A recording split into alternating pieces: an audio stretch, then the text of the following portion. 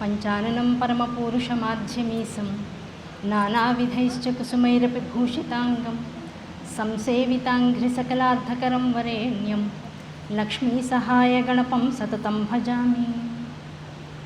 అరుణాం కరుణాతరంగితాక్షీం ధృతపాశాంకుశపుష్పబాణచాపాం అణిమాదిభిరావృతాం మయూఖైః అహమిచ్చేవ విభావయేద్భవాని. బిందుత్రికోణవసుకోణదశారయుగ్మమన్వస్రనాగదళ షోడశపత్రయుక్తవృత్తత్రయం చ ధరణీ సదనత్రయం చ శ్రీచక్రరాజ ఉదితః పరదేవతాయాః. గురుర్బ్రహ్మా గురుర్విష్ణుర్గురుర్దేవో మహేశ్వరః గురుః సాక్షాత్ పరబ్రహ్మ తస్మై శ్రీగురవే నమః. శృతిస్మృతిపురాణానాం ఆలయం కరుణాలయం నమామి భగవత్పాదశంకరం లోకశంకరం. అజ్ఞానాం జాహ్నవీతీర్థం విద్యాతీర్థం వివేకినాం సర్వేషాం సుఖదం తీర్థం భారతీతీర్థమాశ్రయే. విద్యావినయసంపన్నం వీతరాగం వివేకినాం వందే వేదాంతతత్త్వజ్ఞాం విదుషేఖరభారతీం. శారదా శారదాంభోజవదనా వదనాంబుజై సర్వదా సర్వదాస్మాకం సన్నిధిం క్రియాత్. శ్రీమాత్రే నమః. శ్రీ గురుభ్యో నమః. సభాయే నమః. శివపురాణం శివునిచే స్వయముగా చెప్పబడి నందికేశ్వరునిచే గ్రహింపబడినటువంటి విషయంగా జగత్తులోకి ఇవ్వబడింది.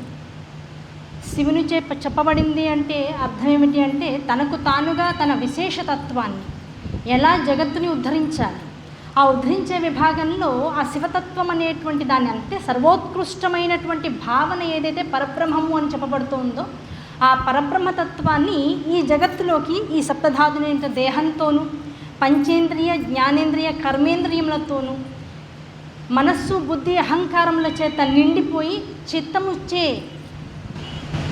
నియంత్రింపబడుతున్నటువంటి వాడు జీవుడని పిలువబడుతూ ఈ కలికాలం వచ్చేటప్పటికల్లా అనేక రకాలైనటువంటి భోగలాలసలతో నిండిపోయినటువంటి వాడే ఏది తానై ఉన్నాడో ఆ తనకి తానుగా తానై ఉన్నటువంటి విషయం నుంచి దూరం జరిగిపోయి ఈ అశాశ్వతమైనటువంటి జీవనాన్ని లోకాన్ని ప్రపంచాన్నే శాశ్వతంగా భావిస్తూ ఈ శాశ్వతమనబడేటువంటి అశాశ్వతమైనటువంటి విధానంలో తనకు తానుగా ఏది సుఖము ఏది దుఃఖము అనేటువంటి దాన్ని నిర్వచించుకొని ఆ సుఖ దుఃఖాల కోసమని భగవంతుడు అనేటువంటి ఒక శిలామూర్తిని పట్టుకొని తను చేసేటువంటి కర్మల చేత అంటే పూజల చేత కానీ స్తోత్రాదుల చేత కానీ ఆ తాను ఏది సుఖం అనుకుంటున్నాడో ఏది దుఃఖం అనుకుంటున్నాడో దాన్ని పొందడం కోసమో దాని నుంచి దూరం జరగడం కోసము కేవలం ఆ సుఖ దుఃఖాదుల ప్రమేయం చేతనే పరమాత్మని పట్టుకునేటువంటి విధానంలోకి వచ్చి ఒక సుఖము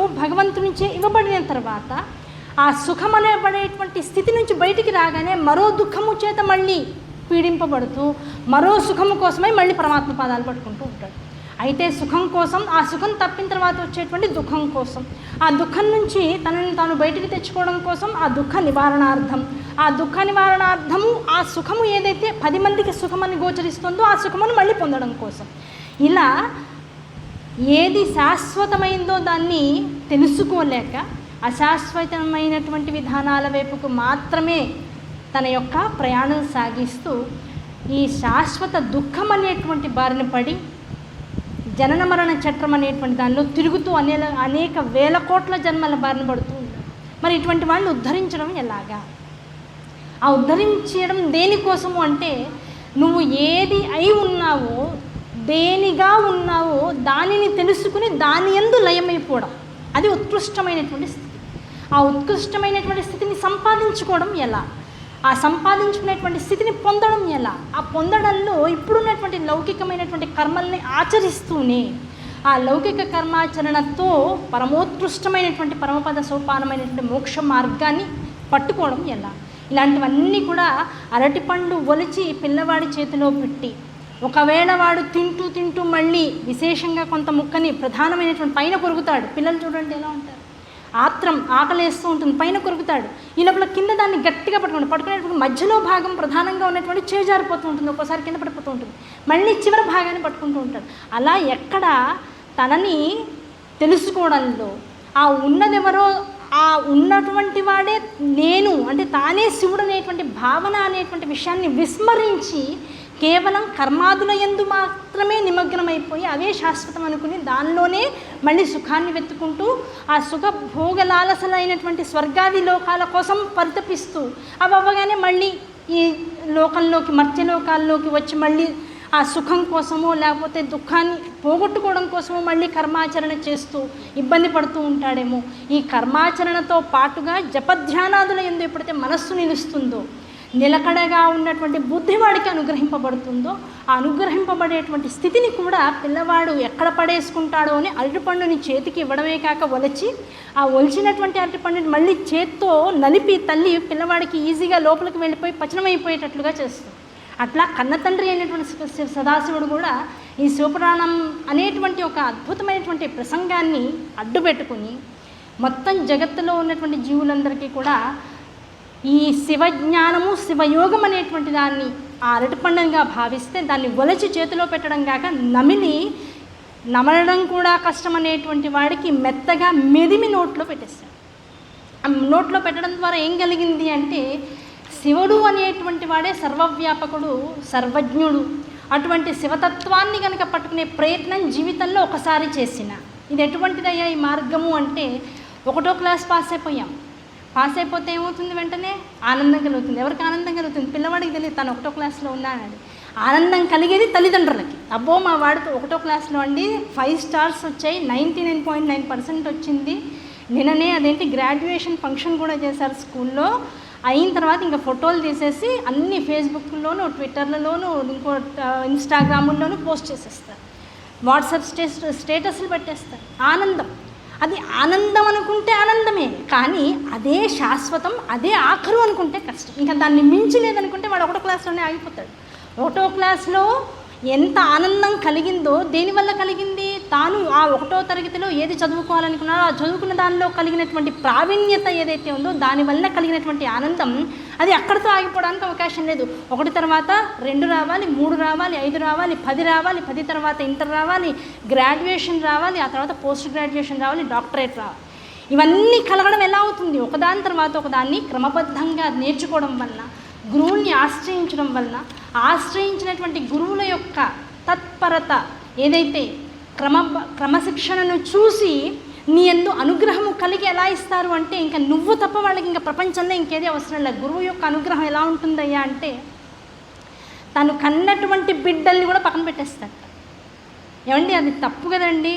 ప్రపంచంలో చాలామందిని చూస్తున్నాం, చాలామంది శ్రీ విద్యనో లేకపోతే శివతత్వాన్నో జగత్తుకు అందిస్తున్నారు తప్ప వారి పిల్లలు మాత్రం అలాగే ఉండిపోతున్నారు. వారి పెద్ద వారిని తండ్రిని మించిన శిష్యులుగా వారు ఎదగట్లేదు. ఏమిటి కారణం అంటే, పిల్లలు ఎప్పుడు కూడా రుణానుగ్రస్తలు, రుణానుబంధ రూపేణ అంటాం. ఆ రుణాన్ని మూలం చేసుకుని ఈ ఇంట తల్లిదండ్రులకి పిల్లలుగా పుడుతూ ఉంటారు. ఆ రుణం ఎంతవరకు అంటే డబ్బో లేకపోతే కర్మయో లేదు ఒక రకమైనటువంటి మానసిక వ్యధో ఆనందమో వారి వల్ల పొందడమే తప్ప సంపూర్ణమైనటువంటి తండ్రికి ఉన్నటువంటి విద్యని అందించడానికి కావాల్సినటువంటి యోగ్యత చాలా కొద్ది మందిలో మాత్రమే ఉంటుంది. దాన్ని స్వీకరించగలిగేటువంటి అర్హత చాలా కొద్ది మంది పిల్లల్లో మాత్రమే ఉంటుంది. మరి సంపూర్ణంగా స్వీకరించగలిగేటువంటి శక్తి వరకు ఉందయ్యా అంటే గురు శిష్యులకి మాత్రమే. గురువుకి అత్యంత గొప్పవాడైనటువంటి శిష్యుడు లభించడం పరమోత్కృష్టమైనటువంటి విషయం. శిష్యుడికి అదే తరహాలో ఒక గొప్పవాడైనటువంటి గురువు లభించడం, అదే స్థాయిలో ఒక శివ అనుగ్రహం లభించినటువంటి స్థితి. ఈ ఇద్దరు ఒకరికొకరు ఎదురుపడడం, తారసపడడం ఎలాంటిదయ్యా అంటే సంపూర్ణ శివానుగ్రహమే, అంతకు మించి ఇంకేమీ లేదు అన్నారు. అటువంటి శిష్యుడు తారసపడినప్పుడు తండ్రిగా ఉన్నటువంటి ఆ గురువు ఏం చేస్తాడట, తనకు ఉన్నటువంటి సమస్తమైనటువంటి విద్యల్ని ధారపోస్తాడు. ఆ ధారపోయడం ఎలా ధారపోస్తాడు అంటే, శివుడు ఎలాగైతే నందికేశ్వరుడికి శివపురాణాన్ని అందించాడో, ఆ శివపురాణాన్ని స్వీకరించినటువంటి నందికేశ్వరుడు వ్యాసుల వారికి ఎలా ఇచ్చారు, సనత్కుమారుల వారికి ఎలా ఇచ్చారో, సనత్కుమారుల వారు వ్యాసుల వారికి ఎలా ఇచ్చారో, వ్యాసుల వారు సూతునికి ఎలా ఇచ్చారో, ఆ సూతుల వారు ప్రయాగలో జరుగుతున్నటువంటి సత్రయాగం ఏదైతే ఉందో ఆ యాగాన్ని కేవలం వీక్షించడం కోసం వచ్చి అక్కడ ఉన్నటువంటి మహర్షులకందరికీ ఈ శివ మహాపురాణాన్ని అందించడం ద్వారా ఈ మహర్షులందరూ కూడా కలిసి జగత్తుకి అంటే రాబోయేటువంటి కలికాలానికి అద్భుతమైనటువంటి శివపురాణం అనేటువంటి అధ్యాయాన్ని అందించారు. దీనివల్ల ఏం జరిగింది? గురు శిష్య సంబంధం అనేటువంటిది జగత్తుకి అర్థమైంది. ఎక్కడ ఒక మాట పొల్లుపోకుండా శివుడు ఏ రకంగా నందికేశ్వరుడికి అందించాడో దాన్ని ఎక్కడా ఎక్కువ చేసినా పర్వాలేదు కానీ తక్కువ చేయకుండా, అసలు ఎక్కువ తక్కువ కాదు, యథాస్థితిలో కాలము ఎలాగైతే ఎవడి కర్మానుసారం యథాస్థితిలో సాగుతూ ఉంటుందో అలా శివపురాణం అనేటువంటి ఈ అద్భుతమైనటువంటి రచన కూడా యథాతథంగా శివుడు ఎలా జగత్తుకి అందించాడో అలాగే ప్రచురితమై ఇప్పుడు ఉన్నటువంటి జీవులందరి మనస్సులను ఆనంద పరవశుల్ని చేసేటువంటి స్థితికి తీసుకొస్తుంటుంది. ఈ శివపురాణాన్ని ఎలా మొదలెట్టారు సూతుల వారు అంటే అక్కడ ఉన్నటువంటి వారందరికీ చెప్పారు, అయ్యా రాబోయేది కలికాలం, ఎన్ని విన్నా ఎన్ని చేసినా ఇంకా ఏదో వ్యధ, ఏదో ఇంకా బాధ ఉంది, ఇంకేదో శేషం ఉండిపోయింది, దాని నుంచి బయటపడాలనేటువంటి ఒక శోకము అందరినీ వెంటాడుతూ ఉంటుంది. ఆ వెంటాడేటువంటి క్రమంలో ఎవరైతే శివపురాణాన్ని గురుస్వరూపంగా స్వీకరించి ఒక గురువు ద్వారా వింటారో ఆ గురువు ద్వారా వాడు ఉన్నటువంటి విషయాన్ని, వాడు ఉన్నటువంటి స్థితిని గమనించుకొని ఆ స్థితి నుంచి బయటకు వచ్చి ఆ శివపురాణంలో శివుడు ఏ రకంగా అయితే తనను తీర్చుకోవడానికి కావాల్సినటువంటి మార్గాన్ని నిర్దేశించాడో ఆ నిర్దేశించినటువంటి మార్గాన్ని పట్టుకోగలుగుతాడు. అటువంటి వాడు ఒక్కడు ఉన్నా చాలు, మొత్తం కలియుగం అంతా కూడా అద్భుతమైనటువంటి స్థితిని పొందుతుంది. అటువంటి వాడు ఒక్కడు చాలు మార్గదర్శకుడిగా మొత్తం కలియుగానికి. అటువంటి ఒక్కడి కోసం ఇంత అద్భుతమైనటువంటి పురాణ శ్రవణం జరిగింది. ఆ పురాణ శ్రవణంలో మొట్టమొదటిగా ఏం చెప్పారు? ఈ కలియుగంలో ఆ ఒక్కడు అయినా సరే మొట్టమొదట ఎలిమెంటరీ స్థాయిలో అంటే బేసిక్ స్థాయిలో ఏం చేయాలి అంటే ముందు శ్రవణము, కీర్తనము, మననము అనేటువంటి వాటిని ఆసరా చేసుకోవాలి. ముందు వినాలి. ఎక్కడైనా భాగవత పురాణాలు కానీ శివపురాణాలు కానీ అమ్మవారిని గురించినటువంటి అద్భుతమైనటువంటి విశేషాలు కానీ అష్టాదశ పురాణాల విషయాంతర్గత విషయాలు కానీ వేదాంతర్గతంగా ఉపనిషత్ సారాన్ని చెప్పేటువంటి బ్రహ్మసూత్ర భాష్యాలను కానీ వీటన్నిటినీ వినగా వినగా వినగా ఆ విన్నటువంటి విధానం ఏదైతే ఉందో దానివల్ల మనస్సులో ఒక అద్భుతమైనటువంటి క్రమశిక్షణ అనేటువంటి దానికి పునాది ఏర్పడుతుంది. ఆ పునాది నుంచి ఏం జరుగుతుంది?